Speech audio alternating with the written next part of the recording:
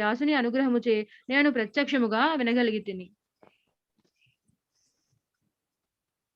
రాజన్ సంస్మృత్య సంస్మృత్య సంవాదమిమద్భుతం కేశవార్జునయో పుణ్యం హృష్యామి చ ముహుర్ముహుః. ఓ రాజా, శ్రీకృష్ణార్జునుల నడుమ జరిగిన అద్భుతమును పవిత్రమును అగు ఈ సంవాదనము స్మరించిన కొలది ప్రతిక్షణము పులకాంకితుడైన ఆనందము నందుచున్నాను. తచ్చ సంస్మృత్య సంస్మృత్య రూపమత్యద్భుతం హరేః విస్మయే మే మహాన్ రాజన్ హృష్యామి చ పునః పునః. ఓ రాజా, అత్యద్భుతమైన శ్రీకృష్ణుని రూపమును స్మరించిన కొలది నేను అధికాధికముగా ఆశ్చర్యమును నందుచు మరల మరల ఆనందమును అనుభవించుచున్నాను.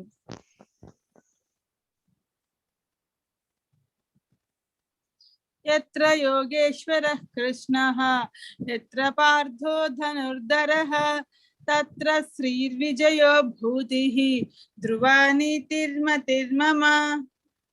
ఎచ్చట యోగీశ్వరుడైన శ్రీకృష్ణుడు ఉండును, ఎచ్చట మేటి ధనుర్ధారి అయిన అర్జునుడు ఉండును, అచ్చట సంపద, విజయము, అసాధారణమైన శక్తి, నీతి నిశ్చయముగా ఉండును. అదే నా అభిప్రాయము. ఓం తత్సత్.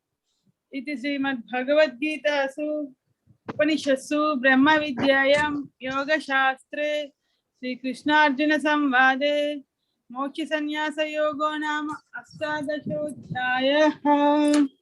హరే కృష్ణ హరే కృష్ణ కృష్ణ కృష్ణ హరే హరే, హరే రామ హరే హరే రామ, రామ రామ రామ హరే హరే. సర్వం శ్రీకృష్ణార్పణమస్తు. హరే కృష్ణ ప్రభుజీ. హరే కృష్ణ ప్రభుజీ. హరే కృష్ణ మాతాజీ. హరే కృష్ణ. హరే కృష్ణ అందరి భక్తులకి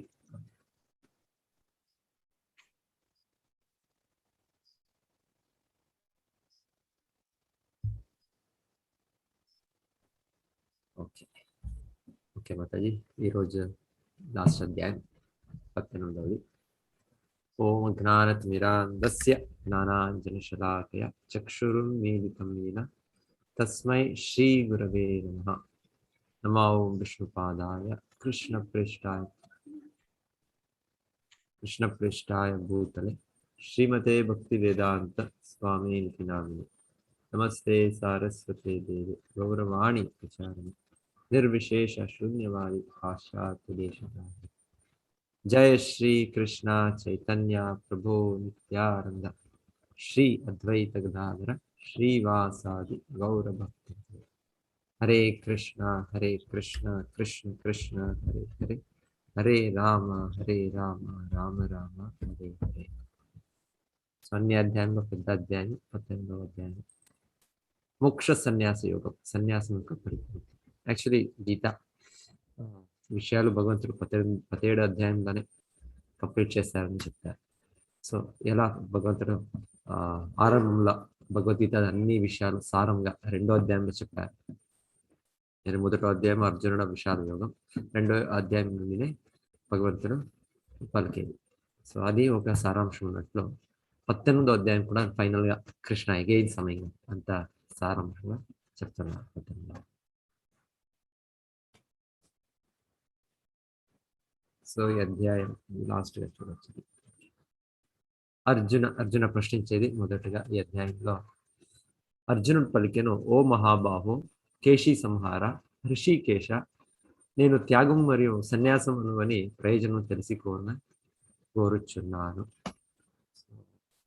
వెనకాల అధ్యాయంలో భగవంతుడు ధర్మ కార్యాలు అయిందే యజ్ఞ, దాన, తప దాని గురించి చెప్పింది. అది ఎలాగా భగవంతుడికి సమర్పించి చేయాలి, యా చేసే ధర్మ కార్యాలు కావచ్చు. ఓం తత్సత్ అని భగవంతుడు చెప్పింది. యజ్ఞ, దాన, తప అలాగనే పూజ. భగవంతుడు 3 గుణాలను చూడాలి, సత్వ, రజస్సు, తమస్సు పైన. సో శాస్త్ర విధిని అనుసరించాలి. దాన్ని అనుసరించి మేము చేసినప్పుడు మనకి మన పవిత్రీకరణ అవుతుంది, శుద్ధమై మేము భగవద్ధామం చేరుకుంటాం, జీవన లక్ష్యం పొందుతాం.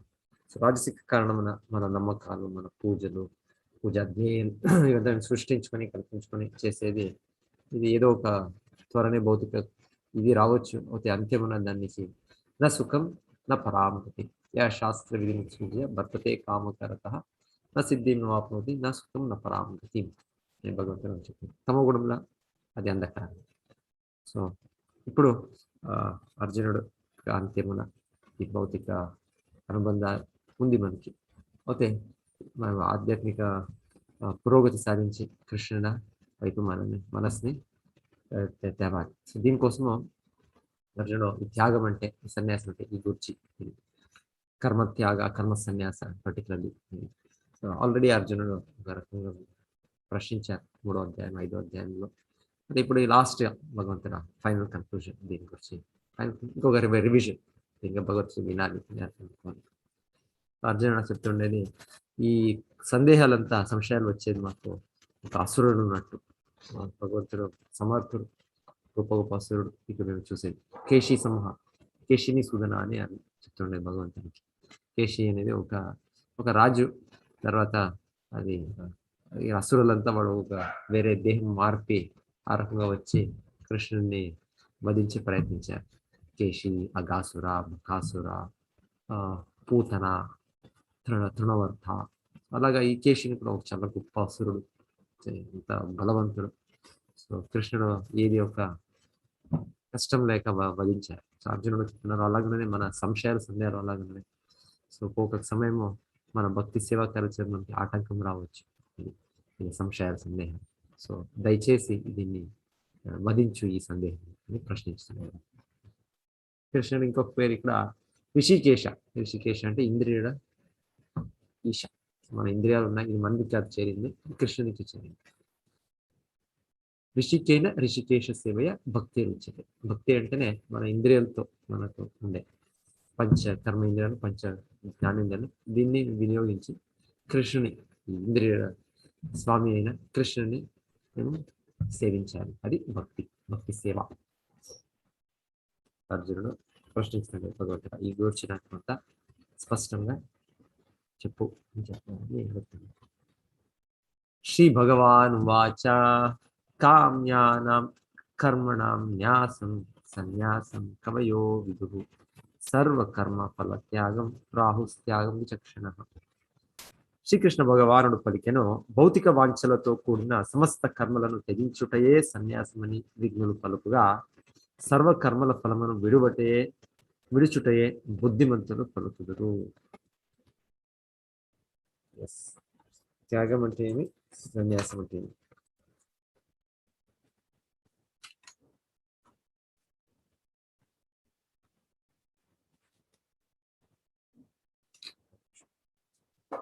విషయ కోరికల పరము కర్మలను త్యజించుటయే సన్యాసమని విఘ్నులు పలుకు, ఆ సర్వకర్మ ఫలమును విడిచే త్యాగమని బుద్ధివంతులు పలుకుదు. ఓకే. సర్వ కామ్య కర్మలో దోషము వలె త్యాజములని కొందరు విద్వాంసులు పలుకుదురు, అయినను మరికొందరు సాధువులు తపోదాన యజ్ఞాది కర్మలను ఎన్నడనో విడువరాదని పలుకుదురు. సో ఏది మనకి ఆధ్యాత్మిక కార్యాలు మనకి సహాయం చేసిందో దాన్ని అభ్యసించాలి, దాన్ని త్యజించేది ఏమి కాదు. త్యజించేదంటే అన్ని సర్వము దాన్ని త్యజించేది ఏమి కాదు. సర్వము అంటే భౌతిక కోరికలు పెట్టుకునే విషయాలు, స్వకామ్య కర్మ ఉద్దేశిత కర్మాన్ని దాన్ని త్యజించేది అని భగవంతుడు ఇక్కడ చెప్తుంది. యజ్ఞదాన తపః కర్మ త్యాజ్యం కార్యం ఏవ తత్ యజ్ఞై దానం తపశ్చైవ పావనాని మనీషిణా. యజ్ఞము దానము తపస్సు అనేది కర్మలను ఎన్నడను త్యజించరాదు, వానిని తప్పక ఆచరింపవలెను. వాస్తవములకు యజ్ఞములు దానములు తపస్సును మహాత్ములను కూడా పవిత్రం అనొచ్చును. ఇది భగవంతుడు చివరి అభిప్రాయం. భగవంతుడు పరమ నియామకుడు, సుప్రీం పరమ ప్రమాణం వ్యక్తి. భగవంతుడు చెప్పేది అంతిమ డిసిషన్. ఓ పార్త, ఈ కర్మలన్నింటినీ ఆసక్తి గాని ఎట్టి ఫలాపేక్ష గాని లేకుండా స్వధర్మం అనేది భావంలో వనర్చుకోగలదు. ఇదే నా తుది అభిప్రాయము. భగవంతుడు ఇక్కడ ఈ త్యాగం అనేది దీన్ని 3 రకముగా సాత్విక, రాజసిక, తామసిక చెప్తారు. సో సాత్వికంగా త్యజించేది అంటే మనము భౌతిక కోరికలు విడిచి, దాంట్లో ఒక కర్మ ఫలం మనకి కావాలి అనేది విడిచి మేము ఒక విద్యుక్త కర్మము అని చేసేది అది ఆ సన్యాసం ఆ త్యాగము అది సత్వగుణంలో అని చెప్పారు.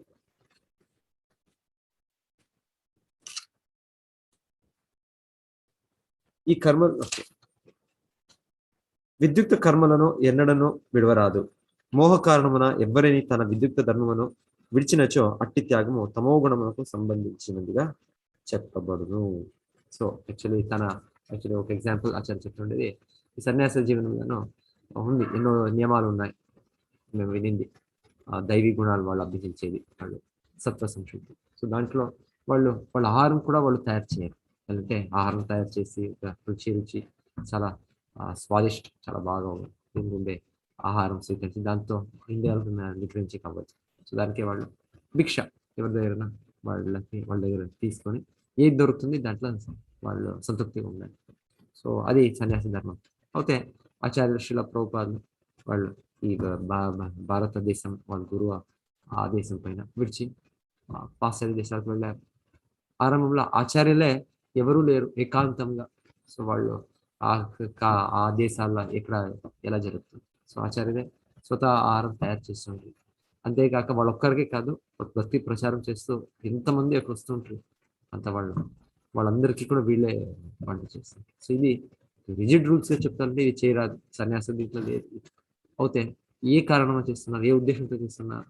వాళ్ళు భగవంతుల ప్రచారానికి, తన సంతృప్తి కోసం, దానికోసం భక్తి కార్యాలలో ఏ కార్యాలు కూడా చేయవచ్చు మనం. ఓకే, ఉద్దేశం కృష్ణ సంతృప్తి, మన స్వలాభాన్ని స్వతృప్తి.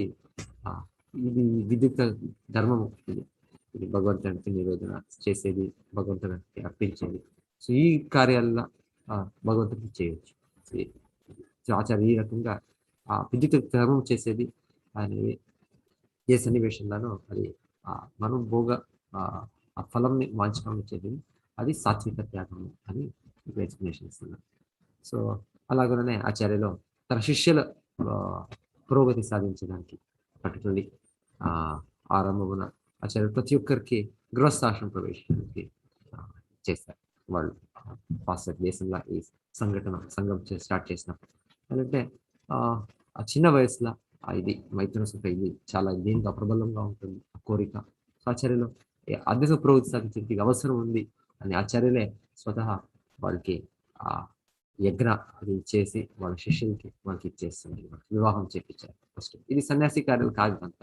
అవుతే కూడా ఆచార్యులు తమ శిష్యుల్ని ప్రోత్సహించి వాళ్ళు ఆధ్యాత్మిక పురోగతి సాధించడానికి చేశారు. సో తర్వాత అదే శిష్యులు వాళ్ళు ఎంత కొత్త కేంద్రాలు స్థాపించి భక్తి సేవా కార్యాలతో ప్రచారం చేశారు. సో ఆ ఉద్దేశం ముఖ్యం. ప్రతి ఒక్కటి ఉద్దేశం లేక కేవలము గ్రుడ్డిగా ఒక నియమాలని పాలించేదట్లా అర్థం లేదు. సో ఆ రకంగా ఆచార్యులు అది తామసిక త్యాగం అని దీనికి చెప్తున్నారు. సాత్విక త్యాగం అంటే చేయాలి, సో కృష్ణునికి సంతృప్తి అవుతుంది, అది ఏదవుతుందో చేయాలి. ఆ రకంగా అది చేసే కార్యాలు ఎంతో మంది శిష్యులకు మొదటగా వాళ్ళు ఎక్కడెక్కడో పని చేస్తే, ఎక్కడంటే ఏదైనా ఒక వాళ్ళ జాబ్. సో వాళ్ళు చెప్తుంటారు ఆచార్యులకి, నేను విడిచేసి మీతోనే ఉంటాం ఇతర భక్తి సేవ. ఆచరిస్తున్నారు లేదు, మనం ఉండే ప్రదేశము, మనం ఉండే స్థలం ఇక్కడ మనకి విరాళం ఏమి దొరకదు, ఇప్పుడనే దొరకవచ్చు ఇప్పుడు. సో అప్పుడు ఆచార్యులు ప్రారంభించినప్పుడు కొత్త ఆచార్యులు వాళ్ళ శిష్యులకి మీరు పని చేయండి, ఏం జాబ్లో ఉన్నారు చేయండి, అయితే ఆ కర్మ ఫలం ఏంది అది మనకి భక్తి ప్రచార కార్యాల వినియోగించాలి. సో అలాగనే వాళ్ళ శిష్యులు తీవ్రవరో ఎంతమంది, చాలా మంది ఇంత గొప్ప సేవ, బయట పని చేసి ఆ డబ్బులు తెచ్చి ఆచార్యులకి ఇచ్చి దాంతో వాళ్ళు పుస్తకాలు ప్రింట్ చేసి భక్తి కార్యం ఒక కొత్త సెంటర్ స్టార్ట్ చేశారు. అది నిజమైన సన్యాసం, నిజమైన త్యాగం. మనం ఆ కర్మఫలంని భగవంతుల సంతృప్తి కోసం వినియోగించాలి. సో ఆ రకంగా ఆ త్యాగం సాత్విక త్యాగం అని ఆచార్యులు దాన్ని ఎగ్జాంపుల్ ఇస్తారు. రజోగుణంలో అంటే అయ్యో ఇది డబ్బలు, దీన్ని దూరం ఉండాలి, మేము ఆధ్యాత్మిక లేదు, అది కృష్ణ సేవకు వినియోగించే దాన్ని మేము స్వీకరించడానికి రెడీ ఉండాలి, తయారు ఉండాలి. అది కలత వస్తుంది, అంటే డబ్బులు ఉంటే నా ఇంద్రియ సుఖం తీసుకుని నేను యూస్ చేసే సాధ్యత ఉంటుంది, లేదు అది అక్సెప్ట్ చేయాలి. స్వామిచార్య చెప్తున్నాం. సో దుఃఖకరములని గాని దేహమునకు అసౌఖ్యకరము గాని భావించి విద్యుక్త ధర్మములను విడిచివాడు రజోగుణమునందు త్యాగం అనర్చని వాడు. అట్టి కార్యం ఎన్నడూ త్యాగమునందని ఉన్నత స్థితిని కలుగజేయలేదు. కృష్ణ భక్తి భావన ఎందున్నవాడు తాను కామ్యకర్మలను చేయుచున్నాడని భయముతో ధనార్జనను విడవరాదు. పని చేయుట ద్వారా మనుజుడు తన ధనమును కృష్ణ భక్తికై వినియోగించగలిగినచో లేదా బ్రహ్మ ముహూర్తమనేదే మేల్కొనుటచే తన దివ్యము కృష్ణ భక్తి భావనను పురోగతి పొందించగలిగినచో అతడు భయముతో గాని ఆ కర్మలు క్లేశకరమని భావించగాని వాని మానరాదు. అట్టి త్యాగము నిక్కముగా రజోగుణ ప్రధానమైనదే. రజోగుణ కర్మఫలము సదా దుఃఖపూర్ణముగానే ఉండును. అట్టి భావనలో మనుజుడు కర్మను త్యాగం ఉనర్చినచో త్యాగ ఫలమును ఎన్నడను పొందలేరు. సో ఒక భ్రమతో విడిచే ఒక విద్యుక్త కర్మాలు తమోగుణ త్యాగము, ఒక కష్టమైంది ఒక భయంతో విడిచేవి కాదు విద్యుత్ కర్మాలు రజోగుణమైంది. కాబట్టి ఇది విధి, ఇది చేయాలి. అనాశ్రిత కర్మఫలం కార్యం కర్మ ఏవ తత్. సయోగి చ సన్యాసి నా నిరగ్ని నచాక్రియ. అనాశ్రిత కర్మఫలానికి ఇది లేక అటాచ్మెంట్ లేక డ్యూటీ అని చేసే ఒక ప్రతి అది కూడా అది నిజమైన సన్యాసం, నిజమైన త్యాగం అని వెరకాలి. 6వ అధ్యాయంలో కూడా భగవంతుడు నిర్ణయం. దీని తర్వాత భగవంతుడు ఈ ప్రతి ఒక్క ఏదైనా ఒక కార్యం కావాలి అంటే దానికి 5 కారణాలు ఉన్నాయి. సో ఈ 5 కారణాలు ఏంటి? ఇది వేదాంత స్థితిలోను ఇది చెప్పినట్లు ఒకటి ఒక వ్యక్తి, ఒకటి రెండోది మన ఇంద్రియాలు, మూడోది మనకి ఒక స్థలం, ప్రతి ఒక్క కార్యం కర్మం వెళ్ళాల్సిన స్థలం, నాలుగోది మన ఒక ప్రయత్నం, రెండవది. ఈ 4 కారణాలు ప్రతి ఒక్కరు గుర్తిస్తారు. అవును, ఏది ఒక కర్మం కావాలంటే ఈ 4 కారణాలు ఉంది. ఒక వ్యక్తులు కావాలి. ఇప్పుడు మనం ఇది క్లాస్ అవుతుంది అంటే మనము ఒక చెప్పేవాళ్ళు వినేవాళ్ళు ఉండాలి, లేకుంటే వ్యక్తులు లేక ఇదేది ప్రోగ్రామ్ జరుగుతుంది, కార్యం జరుగుతుంది. ప్లేస్, స్థలం. మన స్థలం అంటే మనం ఒక మాధ్యమం ఇప్పుడు మేము యూజ్ చేస్తుండేది ఇది కావచ్చు, లేకుంటే ఇది అవసరం ఉంది, టెక్నాలజీ, ఇంటర్నెట్ ఇది కావాలి. సో అటు ఇంద్రియాలు కావాలి, నాకు దాన్ని చెప్పే ఇది ఇంద్రియాలు, మీకు వినే ఒక ఇంద్రియాలు. సో ఇది ప్రతి ఒక్కరికి ఆ ప్రయత్నం మేము యత్నించాలి. మనం ఏ ప్రయత్నం లేక మనం ప్రతి రోజు మేల్కొనాలి. దానికి ఇంకొకటి కరెక్ట్గా అది లింక్ పెట్టాలో, లేకుంటే ఇవన్నీ ప్రయత్నాలు, ఎండవర్ కరెక్ట్గా చేసేది సరైన ప్రయత్నం. సో ఇవంతా చేసి అవును ఇదే కారణం, ఇదే ఒక కారణం అని చెప్పొచ్చు. లేదు, దీనిపైన భగవంతుడు సంకల్పం, భగవంతుడు శ్రీకృష్ణ పరమాత్ముడ అది లేకుంటే ఏదో ఒక ఆటంకం వస్తుంది. సో ఒకరోజు ఆ వ్యక్తికి ఇంకే కావచ్చు, లేకపోతే తన ఇంద్రియాల్లో లేకుంటే ప్రయత్నము, లేకుంటే స్థలం, ఇది ఏదైనా కనెక్షన్ సరిగా లేదు ఈరోజు. సో ఈ రకంగా ప్రతి ఒక్క కార్యానికి కూడా 5 కారణాలు ఉన్నాయి. సో భగవంతుడ పరమాత్మన అనుగ్రహము అతి అవసరం. అది ఉంటే వేరేదంతా కారణం సరిగా అవుతుంది. సో ఇక్కడ అదే కారణాలు ఇక్కడ చూపిస్తుంది. ఎవరో ఒకటి వ్యాపారం, బిజినెస్ చేస్తున్నారు అంటే వాటికి స్థలం కావాలి, ఒక షాపు, ఇంకొకటి వాళ్ళు వ్యక్తి కూర్చున్నారు ఎక్కడ చేసేదానికి. తర్వాత వాళ్ళు తన ఇంద్రియాలతో వాళ్ళు సరైన ఇది పెట్టి వాళ్ళు దాన్ని చేయాలి ఆ బిజినెస్. తర్వాత ప్రయత్నం ప్రతి ఒక్కరి ప్రయత్నం లేక ఏది అవ్వదు. సో ఫైనల్గా భగవంతుని అనుగ్రహం కావాలి, అది సక్సెస్ కావాలి. వాళ్ళ బిజినెస్ మంచిది కాబట్టి భగవంతుని అనుగ్రహం ఉండాలి. లేకుంటే ఏదైనా ఒక కారణంగా అది ఏదో లాస్ అయిపోవచ్చు, ఇంకొకటి అవ్వచ్చు, వాళ్ళ హోల్ ఎఫర్ట్ వేస్ట్ అయిపోతుంది. సో ఈ ప్రతి ఒక్క కార్యం మనం కస్టమర్ వాళ్ళు ఎవరు కొనేదానికి వచ్చారు, దానికి కూడా భగవంతుని అనుగ్రహం.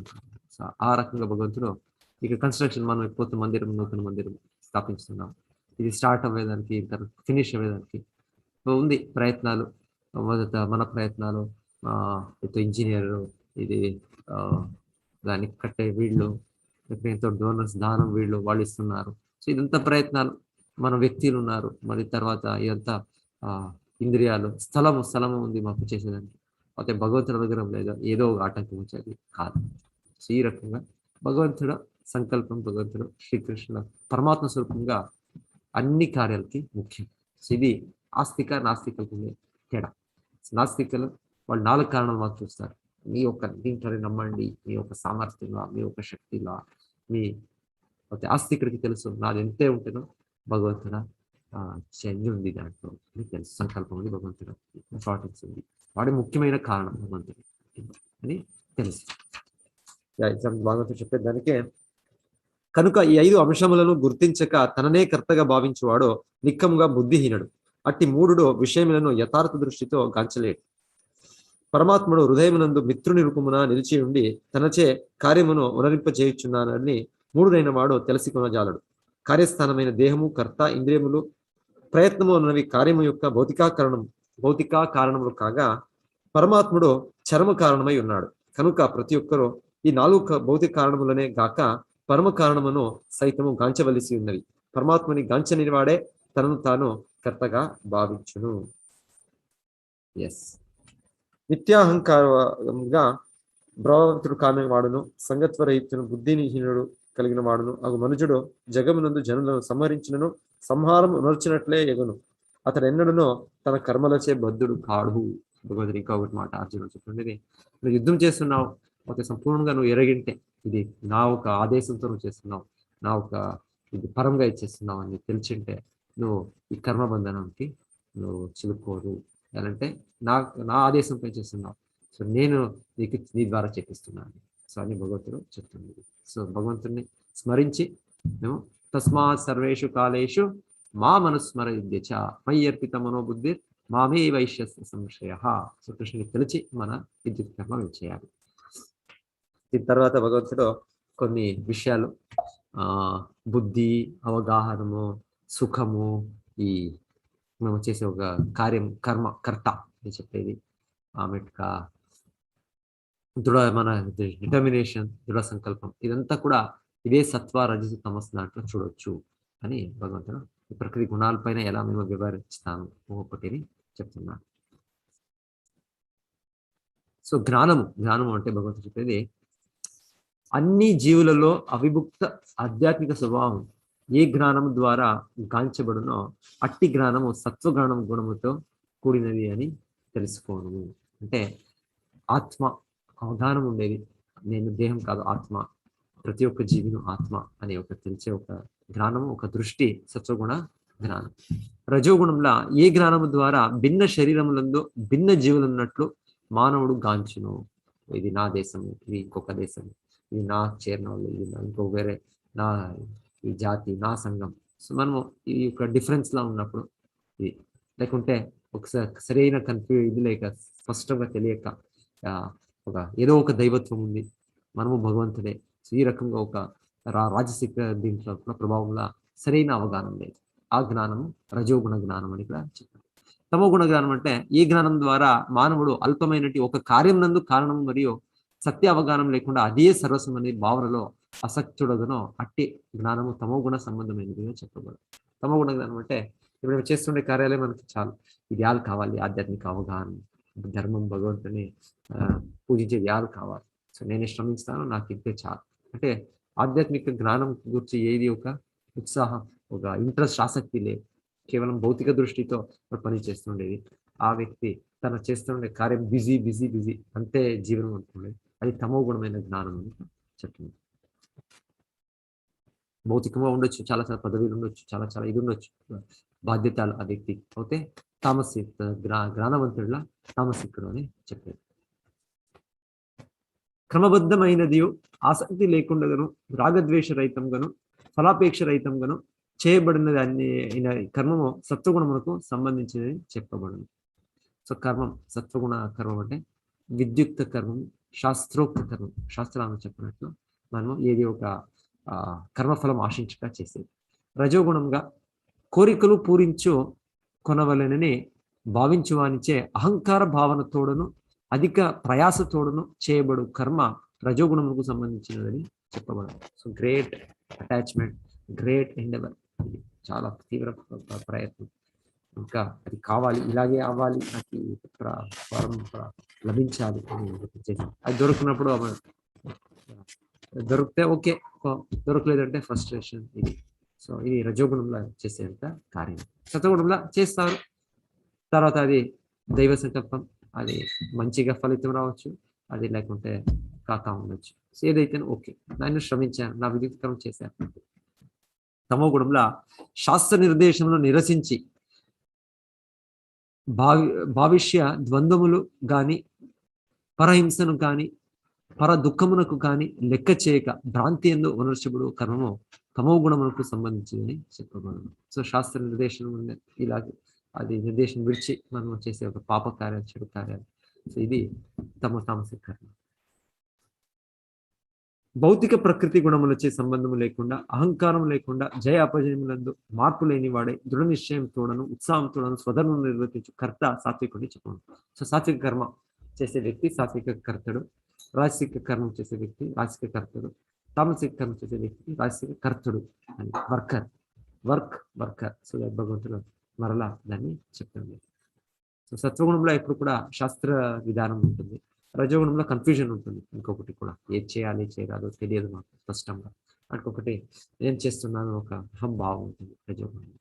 సో తమో గుణంలో అది కంప్లీట్ ఆపోజిటే. అది ఏది చేయాలి నువ్వు చేసే మనకి ఆసక్తి ఉంది, అది ఆపోజిటే చేసే మనకి ఉంటుంది. శాస్త్ర నిర్దేశం ఆపోజిట్ కావాలి అది. తర్వాత ఈ బుద్ధి గూర్చి భగవంతుడు అదే సేమ్ బుద్ధిలో సాత్విక, రాజసిక, తామసిక. సాత్విక బుద్ధి అంటే శాస్త్రానుసారం, రాజసికం అంటే అది మన ఇది అహంకారంతో నేను చేస్తున్నాను అంటే ఇంకా కన్ఫ్యూజన్ కూడా ఉంటుంది రజోగుణం. తమో గుణంలో ఏది లేదు. తమో గుణంలో ఆపోజిట్ ఉల్టా. డిటర్మినేషన్ సత్వగుణము, రజోగుణము, తమోగుణం అవిచ్ఛిన్నమైనది. యోగాభ్యాసం వచ్చి నిశ్చయంగా కొనసాగునుంది. తత్కారణంగా ఇంద్రియముల యొక్కయు మనస్సు యొక్కయు ప్రాణముల యొక్కయు కార్యకలాపమును నియమించినది అయిన నిశ్చయము, ఆ దృఢ నిశ్చయము సత్వగుణముకు కూడినది. రజోగుణంగా ఏ నిశ్చయించే మానవుడు ధర్మ అర్థ కామములందరి ఫలములో ఎడ ఆసక్తి వహించినో అట్టి నిశ్చయం రజోగుణ ప్రధానమైనది. తమోగుణంలో స్వప్నము, భయము, శోకము, విషాదము, భ్రాంతి అనునవి అతిక్రమించి ఆ పోజాలని మందబుద్ధితో కూడిన నిశ్చయము తమోగుణములకు సంబంధించింది. సో తమోగుణంలో దృఢనిశ్చయం చేస్తుంటాం, ఎంతో సంకల్పాలు, న్యూ ఇయర్ సంకల్పాలు. అంటే నేను స్టూడెంట్గా ఉన్నప్పుడు ఎవ్రీ టైం ఎగ్జామ్ అయినాక సంకల్పం, సో ఈ టైం చాలా మొదటి నుంచి చదవాలి, లాస్ట్ నుంచి పెట్టరాదు. అదే తర్వాత సేమ్ అది మన తమోగుణ ప్రవృత్తి ఎలా ఉంటుందంటే నెక్స్ట్ ఎగ్జామ్ అయినాక అదే సంకల్పం చేస్తాం. సో ఇప్పుడు కొత్తగా ఆరంభించాలి. అదే సత్వగుణం అంటే అది దృఢ నిశ్చయం, అది సక్సెస్ఫుల్ అవుతుందో ఇదే లేదో ఓకే నా విద్యుత్ కర్మని చేసే ఒక సంకల్పం. రజోగుణంలో అది మంచి ఫలితంలో అది దీనిపైనే డిపెండ్ అయి ఉంటుంది. తమో గుణంలో సంకల్పమే, అది కేవలం సంకల్పంలోనే మనసులో దీంట్లోనే ఉంటుంది. అంతే మనసులో చెప్పినట్లు ఇక్కడ స్వప్నంగా ఉండిపోతుంది, అది కార్యగతం కాదు. ఆ రకమైన దృఢ నిశ్చయం, ఒక ప్రయత్నం కూడా జరగదు ఆ తమో గుణంలో. అనిశ్చయం, దృఢ నిశ్చయం. సో నెక్స్ట్ సుఖము గురించి భగవంతుడు చెప్పేది. ఆరంభంలో సుఖము లేదు. ఈ ఆధ్యాత్మిక కార్యాలు మనం అభ్యసించేది రోజు తెల్లారుజాము మేల్కొనాలి, హరే కృష్ణ మామూలుగా జపించాలి. సో ఈ భగవద్గీత చదివేది ఇనీషియల్గా ఇది చాలా కష్టంగా అనిపించవచ్చు. ఏం కష్టంలే ఈ భక్తి కార్యాలు ఇది కూడా ఆనందం. అయితే భౌతిక ఇంద్రియ సుఖము ఆ రకంగా లేదు. అయితే ఇది అభ్యసించుతుంటే దీంట్లో దొరికే ఒక అమృత సుఖము అది శాశ్వతంగా, అది సత్వగుణం. రజోగుణంలో త్వరనే బాగా అనిపిస్తుంది, ఏది ఇంద్రియ వస్తువులు అవుతుంది, ఇంద్రియ సుఖం అవుతే తర్వాత అది క్లేశంగా అవుతుంది. తమో గుణంలో మొదటిచ్చిన క్లేశమే, ఈ మత్తు పదార్థ సేవనము, స్మోకింగ్, డ్రింకింగ్, ఇదంతా మొదటి కూడా ఇది యాక్చువల్లీ ఇది క్లేశమే. అయితే ఆ ఒక అజ్ఞానంలో ఆ భ్రమలో అది గుర్తించింది. దానికి అది మొదట కూడా అది విషమే, అంత్యం కూడా విషమే అని చెప్తున్నారు. సత్వగుణంలో మొదట విషంగా అనిపిస్తుంది, లాస్ట్గా అమృతంగా అనిపిస్తుంది. రజోగుణంలో మొదటగా అమృతంగా అనిపిస్తుంది, ఆమెగా విషంగా అనిపిస్తుంది. తమో గుణ సుఖం అంటే స్టార్టింగ్ విషమే, అంత్యం విషమే.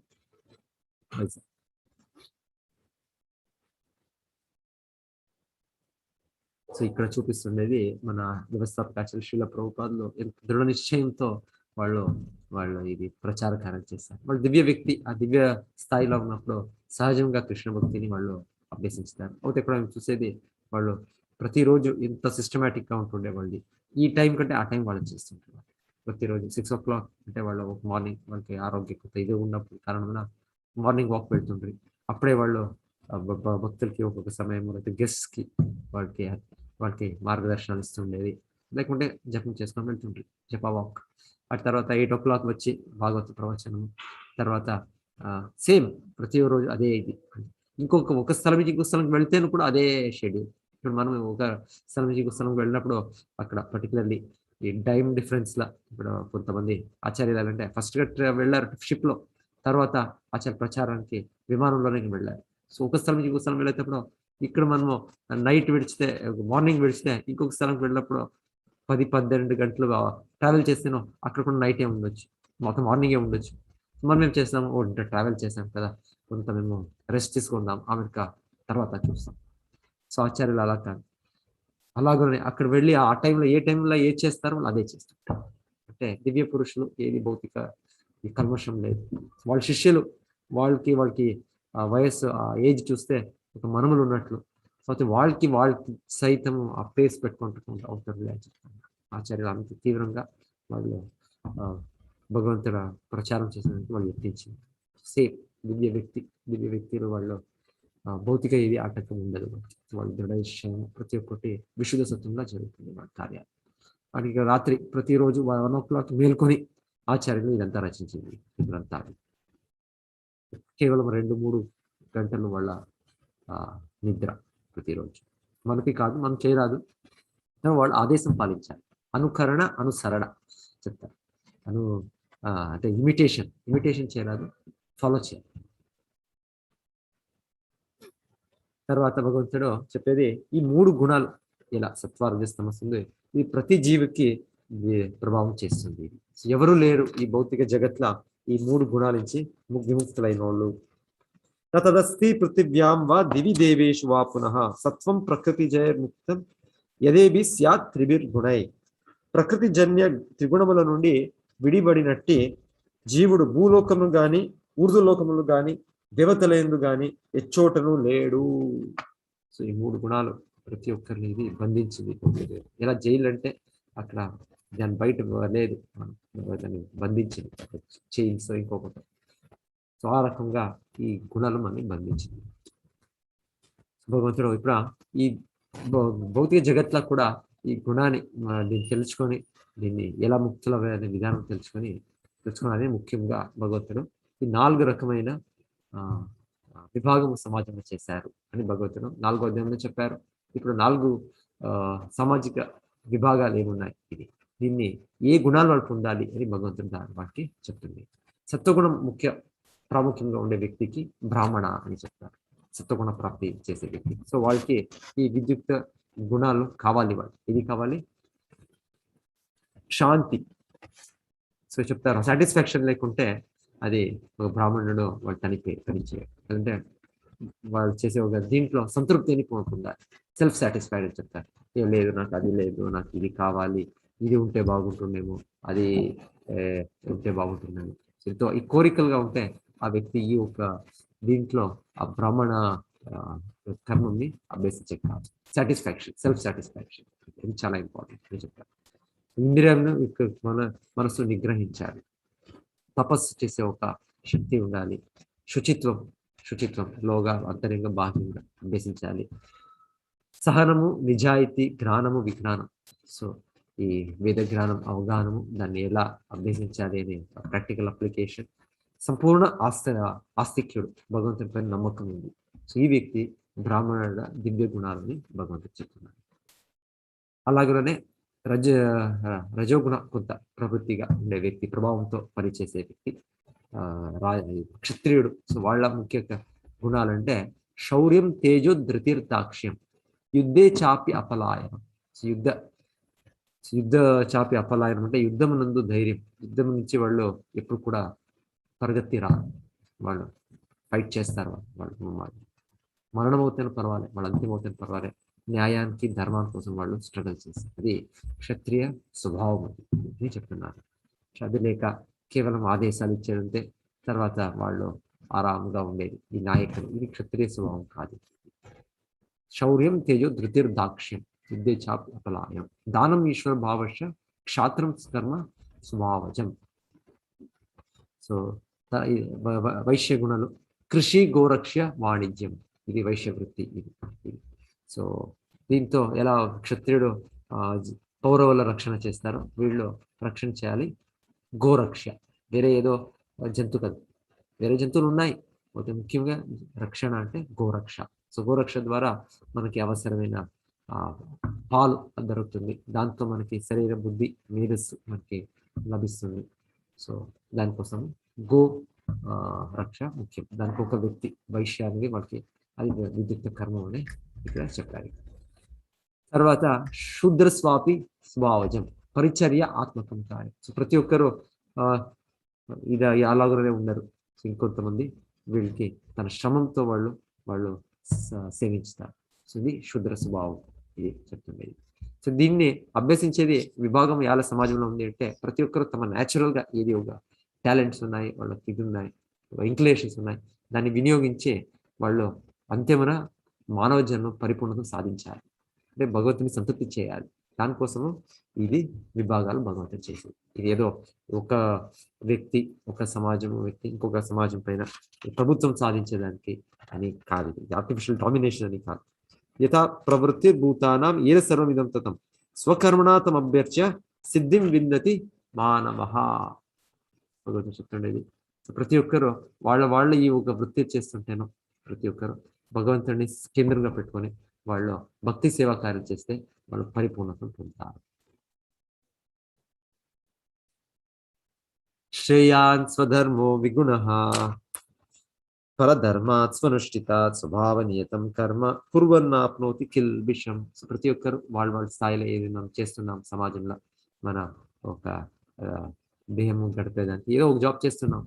సో ఏది చేస్తుంటాను దాన్ని కృష్ణుని సేవించే ఒక ఇది లక్ష్యం పెట్టుకొని ముఖ్య కేంద్రంగా పెట్టుకొని మనం అభ్యసించాలి. ఇది భగవంతుడు చెప్తాను. ఇన్ఫాక్ట్ మా వర్ణాశ్రమ పద్ధతి ఒక రకంగా చైతన్య మహాప్రభు దాన్ని బాహ్య అనే వాళ్ళు చెప్పారు. ముఖ్యము కృష్ణ భక్తి వర్ణాశ్రమ ఆచరవత పురుషేణ పరాపమం విష్ణురు ఆరాధితేన కొంత నాణ్యతత్వోష కారణం. సో దాని ఉద్దేశమే కృష్ణుని సంతృప్తి చేసేది, విష్ణుని ఆరాధించేదానికి.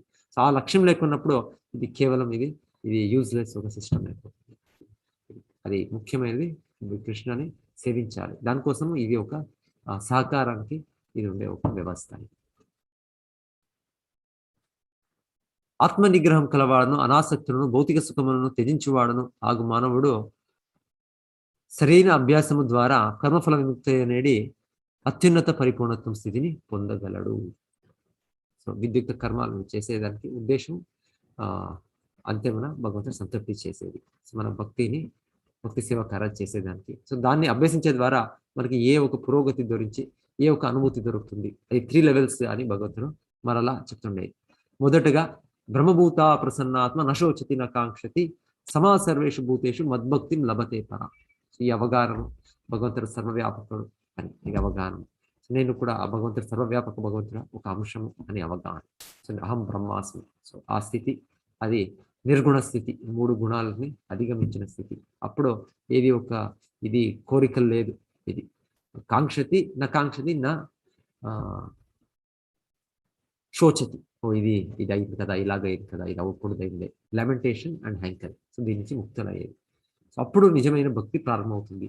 ఇది మొదట స్థితి, ఆధ్యాత్మిక స్థాయిలో మేము పురోగతి సాధించేది. నేను దేహం కాదు, ఆత్మ స్థితి. సో రెండోగా భగవంతుడి తర్వాత దీన్ని అభ్యసించి ఈ భక్తి కార్యాల ద్వారానే నన్ను అవగాహన అవుతుంది, నా ధాము చేరతారు. భక్త్యా మాం అభిజానాతి యావానిశ్వాస్మి తత్వతః తతో మాం తత్వతో జ్ఞాత్వా విశతే దత్ అనంతరం. ఈ శ్లోకాన్ని వస్తుంది. సో భక్తి కార్యాలతో ఇచ్చినే మేము భగవంతుడిని అవగాహన చేసుకుని అవుతుంది. భక్తి కార్యాలు చేయక భక్తి సేవా కార్యాలు ఆ సేవా భావం లేక మనం కృష్ణుని తెలిసే కాదు అని స్పష్టంగా మరలా భగవంతుడు మనకి జ్ఞప్తి చేస్తుంది. వేరే వేరే విధానాలు ఉంది వేదాల్లో, జ్ఞాన అభ్యాసము, యోగా అభ్యాసము అవుతాయి. ఇదంతా మనకి కృష్ణ భక్తి సేవా స్థితికి వచ్చేదానికి ఇది అనుకూలం చేస్తుంది. సో అదే ఫైనల్ మీన్స్ ఒకే విధానం భగవంతుని అవగాహన స్పష్టంగా తెలుసుకొని చేసేదానికి భగవంతుడ నిత్యధామం చేయడానికి చెప్తారు.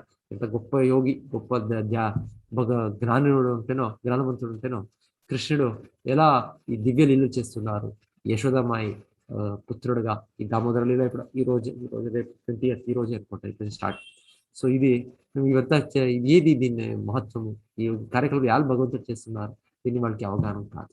ఇది కేవలం భక్తి సేవా కార్యం చేసినప్పుడు భగవంతుని అనుగ్రహంతో ఈ విషయాలు ఇది అర్థమవుతుంది. అన్ని విధములైన కర్మల యందు నియుక్తుడైనను నా శుద్ధ భక్తుడు నా రక్షణలో నుంచి శాశ్వతము అవ్యమును అగో దావమును నా కృపచే చేరగలడు. నా కృపచే. సో భగవంతుడ అనుగ్రహం భగవంతుడు ఇదించనే సాధ్యమయ్యేది. నీవు నా యందు చిత్తము గలవాడైనచో నా కృపచే బద్ధ జీవితపు ఆటంకులమన్నింటినో అధిగమించి గొలగదు. కానీ నా మాట వినక అట్టి భావనతో గాక అహంకారంచో వర్తించినచో తప్పక నశించు. ఎస్, ఎలా ఒకటి చట్టాలు ఉంది సర్కారం ఇచ్చేది, అన్ని రూల్స్ ఫాలో చేస్తే నైస్, ట్రాఫిక్ రూల్స్ ఉన్నాయి, దాని మేము లేదు వెహికల్కి ఇన్సూరెన్స్ చేసే అవసరం లే, వెహికల్కి ఇంకొకటి డాక్యుమెంట్స్ ఉండకే అవసరం లే, లేకుంటే right side of the road మేము వెళ్తాను కాదు. వాళ్ళు చెప్పవచ్చు మేము వినము అని, అవుతే దాన్ని బ్రేక్ చేసినప్పుడు మనకి పనిష్మెంట్ శిక్షలు ఉన్నాయి. అలాగనే భగవంతుడి నియమాలకి ఆ ప్రకృతి అది ఎలా రచితమైందంటే ఆటోమేటికలీ మనకి ఆ శిక్ష ఉంది. దానికోసం భగవంతుడు ఇక్కడ అర్జున నా మాట విను నువ్వు అని నేరంగా చెప్తుంది. ఈశ్వర సర్వభూతానాం హృద్దేశే అర్జున తిష్టతి భ్రామయం సర్వభూతాని యంత్రారూఢాని మాయా.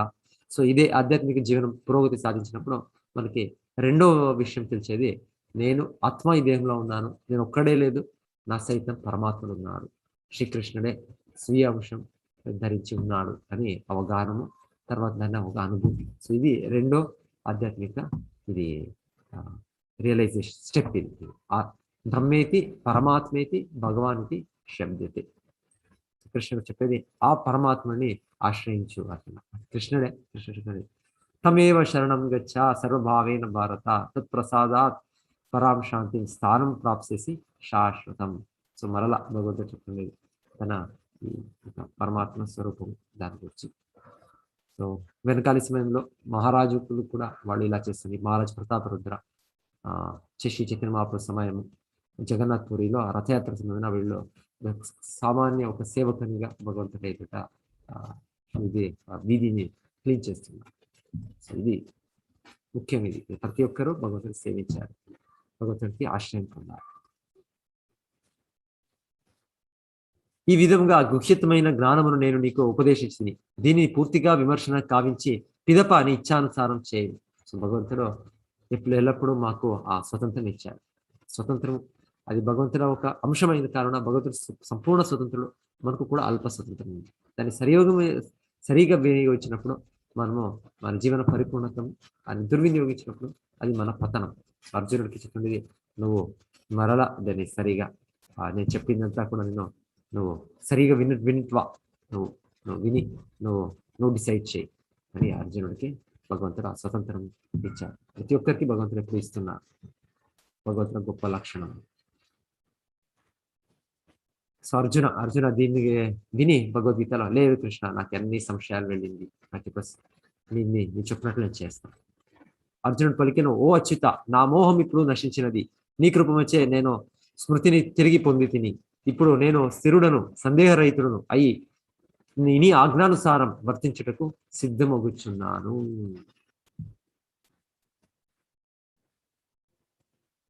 అదే భగవంతుడు ఈ అంతిమ ఉపదేశం భగవద్గీతల 9వ అధ్యాయంలో రాజవిద్యా అధ్యాయంలో చెప్పింది. ఇప్పుడు మరలా భగవంతుడు చెప్తుండేది అన్ని గుహ్య విషయం ఏది అంటే, అర్జున ఈ 4 కార్యకలాపాలు చేయి. ఏం చేయాలి?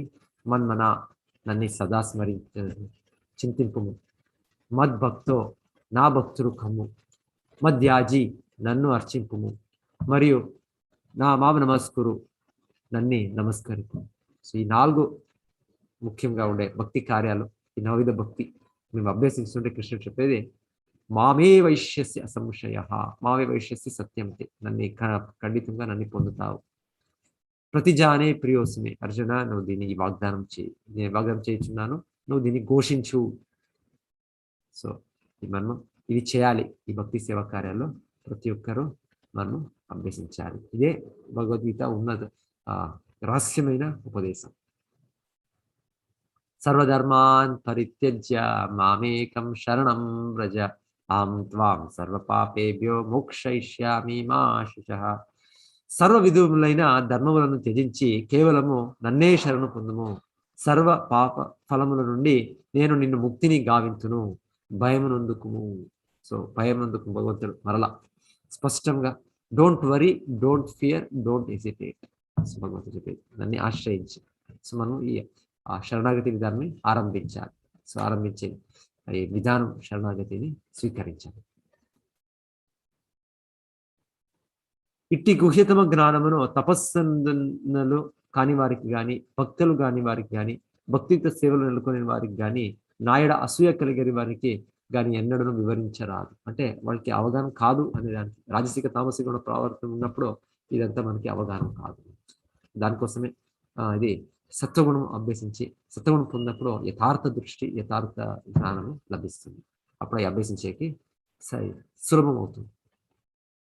ఈ పరమ రహస్యమును భక్తులకు వివరించడానికి శుద్ధ భక్తియుక్త సేవ నిశ్చయంగా లభించును. అంతిమన అతడు తిరిగి నన్ను చేరగలరు. సో ఇది భక్తులకి వివరించేది, ఇది మేము తెలుసుకునేది భగవంతుడు చెప్పేది ఖండితంగా మేము పురోగతి సాధిస్తాం. నాకు అతని కంటేను ప్రియమైన సేవకుడు మరొక్కడు లేడు, ఈ ప్రపంచంలో లేడు. అతనికి మించిన ప్రియుడైన వాడు వేరొక్కడు ఉండబోదు. ఎవరు ఈ గీతా ప్రచారం చేస్తున్న ప్రతి ఒక్కరు మనం దీన్ని యత్నించాలి. మనకెంత తెలుసో మనం చెప్పవచ్చు. సో సో ప్రతి ఒక్కరు భగవంతుడు కృష్ణ సేవ మనకి దొరికే ఒక భాగ్యం ప్రతి ఒక్కరి జీవనంలో స్వీకరించాలి. దాంట్లో ముఖ్యంగా ఈ ప్రచార కార్యం, దీంట్లో గీతా సందేశం, ఇది సందేశం తెలియక మనం అజ్ఞానంలో ఉన్నాము. ఇలా ఒక అనాథుడు ఉన్న వీధిలో తిరుగునట్లు మనం భగవంతుని విడిచేసి భౌతిక జగత్లో ఉన్నాము.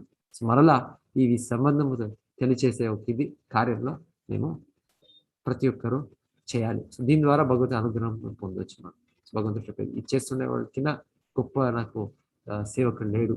సో శిలా ప్రభుపాద ఆచార్యులు చేశారు. వాళ్ళు అడ్వాన్స్డ్ ఏజ్ 70 సంవత్సరాలు అయింది. అవుతాను కూడా వాళ్ళ ప్రయత్నం విడుక వాళ్ళ గురువు ఆజ్ఞ ఉంది అని వాళ్ళు ప్రయత్నించి వాళ్ళు చేసింది.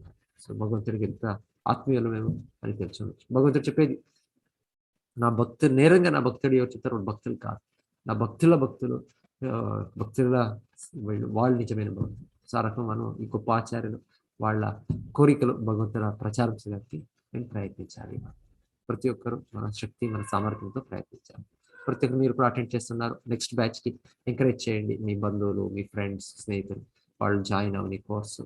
సో ఈ ఫస్ట్ లెవెల్ కోర్స్ జరుగుతుంది, అలాగే సెకండ్ లెవెల్ కోర్స్ ఉంది. సో మీరు కూడా జాయిన్ అవ్వచ్చు దానికి. ఫస్ట్ లెవెల్ కోర్సు కూడా కొత్త వీడికి చెప్పండి, వాళ్ళు కూడా జాయిన్ కానీ. సో మనము ప్రతి ఒక్కరూ ఈ సహకరించి దీని ద్వారా భగవంతుల ప్రచారాన్ని మేము అభ్యసించాం. భగవంతునికి ఒక సెకండ్ ప్రతి ఒక్కరిని సంపూర్ణ విశ్వంని భక్తులు చేసిన అదే మనకి భగవంతుడు ఒక సేవ అవకాశం, సేవా భాగ్యం భగవంతుడు ఇచ్చారు. అలాగా మనం తెలిసి మనము దీన్ని అభ్యసించాలి. మన ఈ పవిత్రమైన సంవాదమును శ్రద్ధతో అధ్యయనం చేయవాడు జ్ఞాన యజ్ఞము చే నన్ను పూజించువాడునని నేను ప్రకటించుచున్నాను. శ్రద్ధను అసూయ రాహిత్యమును గూడి శ్రవణం చేయవాడు కూడా సర్వ పాపముల నుండి విముక్తుడై పుణ్యాత్మలు నివసించు పుణ్యలోకములను పొందగలడు. సో ఇది ఫలశ్రుతి అని చెప్పేది. సో గీతా వినేది ద్వారాను భగవంతుడు చెప్తుండేది. దాన్ని అభ్యసించితే డెఫినెట్లీ పరిపూర్ణత్వం. లేకుండా కేవలం వినేది శ్రవణం చేస్తుంటే భగవంతుడు చెప్పేది ఒక పుణ్యం లభించి అట్లీస్ట్ ఉన్నత లోకాలు, ఊర్ధ్వ లోకాలకి మేము ప్రవేశిస్తామని భగవంతుడు చెప్తున్నాం. ఇక మేము దాన్ని అభ్యసించితే సంపూర్ణంగా ఈ విషయాలని మనసు మగ్నం చేసుకుంటే ఖండితంగా భగవద్ధామం చేరుతాము. సంజయుడు పలికారు అంతే. ఇప్పుడు సంజయుడు ఈ గీతోపదేశం విని వాళ్ళు చెప్తుండేది ధృతరాష్ట్రుడు. ఈ విధంగా మహోత్కృష్టములైన శ్రీకృష్ణుడు మరియు అర్జునుని నడుమ జరిగిన సంవాదమును నేను శ్రవణము చేసి తిని ఆ సంవాదం అద్భుతమైనది వచ్చే నా శరీరం రోమాంచమగుచున్నది. యాక్చువల్లీ ఇది కావాలి మనకందరికీ. ఈ భగవద్గీత వింటుంటే ఆ సందేశం అభ్యసిస్తుంటే మనకి ఇది కావాలి. ఇది సో ఇది అవుతుంది. ఇది మనం పురోగతి సాధించడంలో ఇది అవుతుంది. ఓ రాజా శ్రీకృష్ణార్జునుల నడుమ జరిగిన అద్భుతమును పవిత్రమును ఆగు ఈ సంవాదమును స్మరించి కోరది ప్రతి క్షణము పులకాంతితుడైన ఆనందము నొందుచున్నాను. లాస్ట్ చివరి శ్లోక వాళ్ళ డిసిషన్ ఎలాంటి ధృతరాష్ట్ర ప్రశ్నించింది, ఏదవుతుంది ఈ యుద్ధంలో, నా వాళ్ళు నా సోదర పుత్రులు చేరారు, వాళ్ళు ఏం చేస్తున్నారు, వాళ్ళు మామక పాండవాశ్రైవ కిం అకుర్వత సంజయ ధర్మక్షేత్రే కురుక్షేత్రే సమవేతాయుత్సవ అని వాళ్ళు ప్రశ్నించింది. దాని సంజయ్ చెప్తుంది, యత్ర యోగేశ్వర కృష్ణో యత్ర పార్థో ధనుర్ధరః తత్ర శ్రీ విజయో భూతిర్ ధ్రువ నీతిర్ మతిర్మమ. ఎచ్చట యోగీశ్వరుడైన శ్రీకృష్ణుడు ఉండను, ఎచ్చట మేటి ధనుర్ధారి అయిన అర్జునుడు ఉండను, శుద్ధ భక్తుడు. అచ్చట సంపద, విజయము, అసాధారణమైన శక్తి, నీతి, నిశ్చయమును ఉండదు. అది నా అభిప్రాయం. అంటే మీరు అధర్మపరంగా ఉన్నారు, ధృతరాష్ట్ర, మీ పుత్రుడు దుర్యోధన, దుశ్శాసన, వాళ్ళకి ఇక్కడ ఖండితం, వాళ్ళకి మరణమే, వాళ్ళకి ఏది జయం లేదు, వాళ్ళకి ఇంకేమీ లేదు, వాళ్ళకి వాళ్ళకి నాశనమే, సర్వనాశనమే ఇక్కడ చెప్తుండే. ఎస్, హరే కృష్ణ. అందరి భక్తికి ధన్యవాదము. సో ఈ అధ్యాయము సారాంశం మొదట 12 శ్లోకాల్లో భగవంతుడు చెప్పేది కర్మయోగం ద్వారా స్వేచ్ఛ, పాపనాని మనీషం, త్యాగం, సన్యాసం ఉద్దేశించేది ఎలా అని భగవంతుడు చెప్పింది. మరి చర్య యొక్క 5 అంశాలు, ఎవ్రీ యాక్టివిటీ కర్మ, 5 యాక్టివిటీ పంచయిత హేతవ. 10-40 శ్లోకాల్లో ప్రతిదీ నియంత్రించే 3 గుణాలు, ఇలా సత్వ, రజస్, తమస్సు ప్రతి ఒక్క కార్యకలాపాలపైన ప్రభావం ఉంది. మన జ్ఞానము, మన శ్రమము, మన నిశ్చయము, దొరికే ఒక సుఖమేమో వాంఛితామని చేసే ఒక కార్యం, ప్రతి ఒక్కటి గుణ అనుబట్టి ఉంది భగవంతుడు చెప్పింది. తర్వాత వర్ణాశ్రమ ధర్మం అని చెప్పే బ్రాహ్మణ, క్షత్రియ, వైశ్య, శూద్ర, దాన్ని వాళ్ళు అభ్యసించే సహజ గుణాలు ఏమి చేయాలి, అది జన్మంతో కాదు, వాళ్ళు చేసే ఒక కార్యంతో అని భగవంతుడు చెప్పేది. ప్రతి ఒక్కరు వాళ్ళ దీన్ని ఆ గుణం అనుబట్టి కార్యం చేసేది బెస్ట్ జాబ్ సాటిస్ఫాక్షన్ ప్రతి ఒక్కరు భగవంతుడు చెప్పేది. ఆమెకు నిజమైన బ్రహ్మస్థితి ఏమిటి దాంట్లో భగవంతుడు, అప్పుడు నా నిజ భక్తి దొరుకుతుంది. తర్వాత శుద్ధ భక్తి కార్యాల గురించి భగవంతుడు మరలా తెలిపించేది, ఎలాగా భగవంతుడినే సంపూర్ణంగా ఆశ్రయించి చేయాలి. ఫైనల్ 67-78. హరే కృష్ణ. ఈ అధ్యాయం సకల శుభాలను, ముక్తిని మరియు పరిశుద్ధమైన భక్తిని అనుగ్రహించు ఈ దివ్యమైన సంవాదమును శ్రవణం చేయుట, అధ్యయనం చేయుట మరియు ప్రచారం చేయుట ద్వారా శ్రీకృష్ణుని మరియు అర్జునుని యొక్క సాంగత్యమును మనము నిత్యము అనుభూతి చెందవచ్చు. హరే కృష్ణ.